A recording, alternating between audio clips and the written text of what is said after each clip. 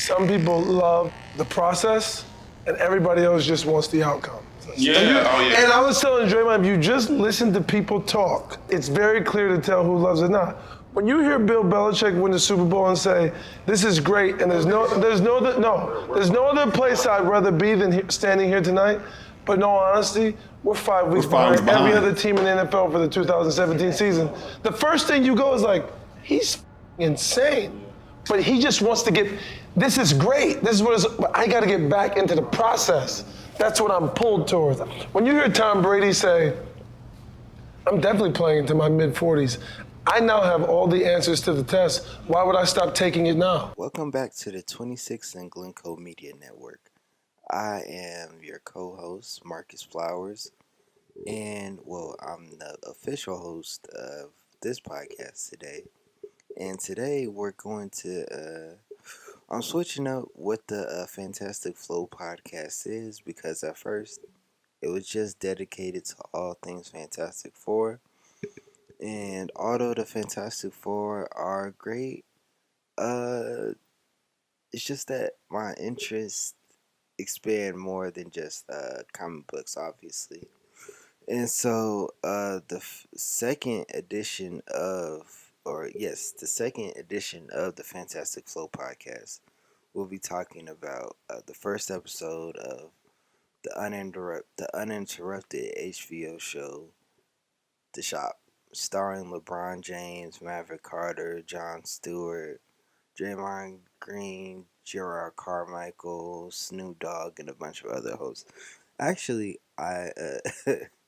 Jared Carmichael is one of my favorite comics, so seeing him come out the woodwork, I haven't heard from him in a while because that's just who he is as a person, but seeing him come out of the woodwork was pretty exciting. But yeah, so what LeBron James has done with this slogan, more than an athlete, because I don't think HBO would have taken this deal with a person like Kobe Bryant or Michael Jordan, because they were purely killers athletically, and they weren't willing to show that they had a different side to them, a human side. With LeBron James, he has shown that not only is he an athlete, he's also a human. And the shop just, first of all, one of the my biggest standoff with the shop is Jon Stewart being so comfortable in there. Because if you've ever been to a black barbershop, there's no way that a white man would ever, ever, ever feel that comfortable speaking about topics or even adding to conversations like that. But that's that's just a little bit beyond the point.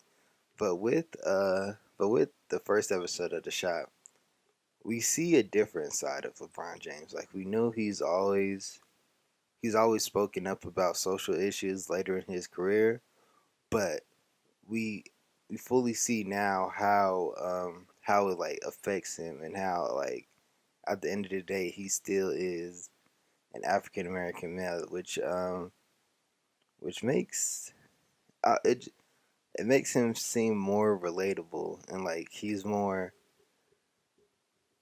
easy. He seemed more approachable, and him having just a multitude of people to bounce his ideas and his perspectives off from made sense as well.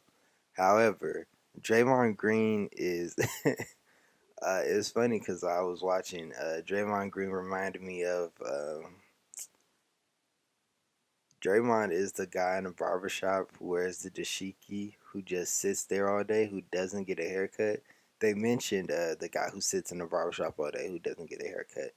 But that is definitely Draymond Green. He's the guy who sits in the barbershop all day long, spits whatever comes to his head without any filter. And it's just, I was watching him, and especially when Draymond was on that, you need to call yourself the best in the world, which I do agree with, but I don't think he should have said it that way. But it's the barbershop, so whatever. And the main So when it comes to the barbershop, the main rule is what's said in the shop stays in the shop. With HBO's The Shop, though, they want to show the world an outside perspective into basically a sanctuary for African Americans. Because the barbershop, you learn so much there. You learn like how to play chess, the latest fashion, the difference between real and fake, different bootleggers, different hairstyles. You learn simple tools about how to be a man. And LeBron James wanted to shine a light on that. And the biggest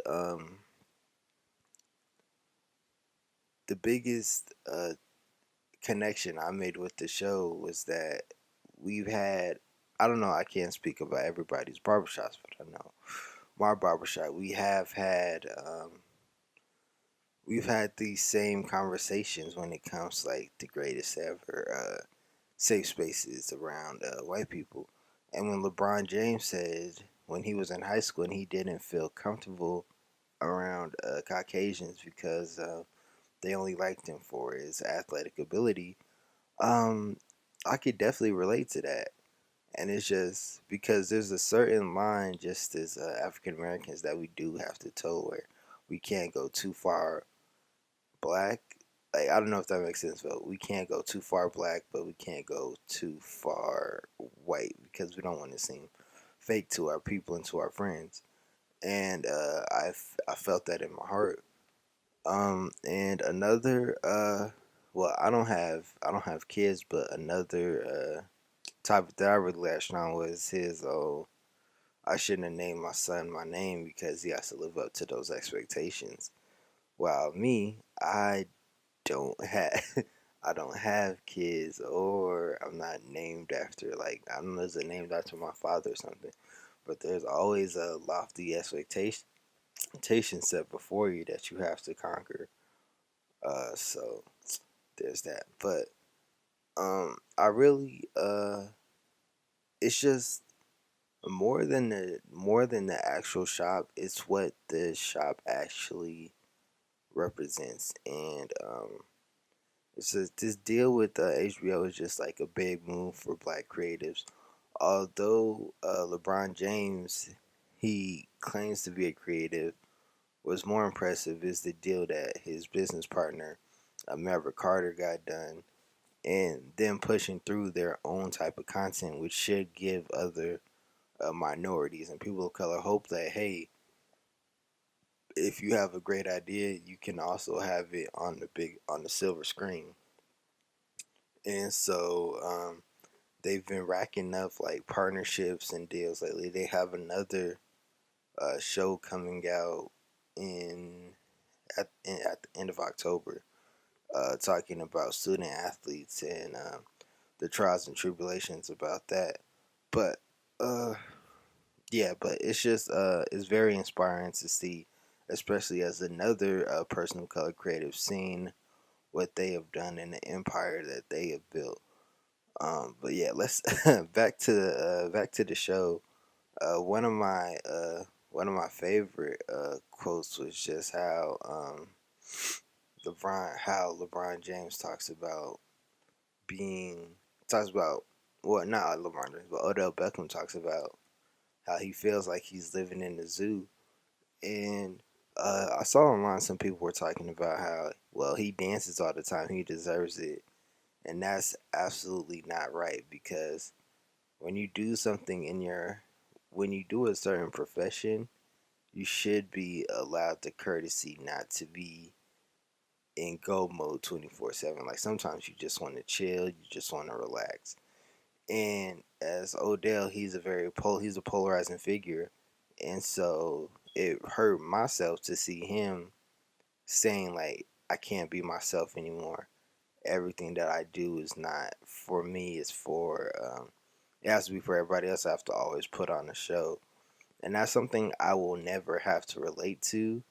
And just seeing like the hurt on his face was like very realization, because once again the shop humanizes these people who we basically put on a pedestal, and it humanizes them in a way that we have not seen before, which I think was part of the goal with LeBron James and the shop.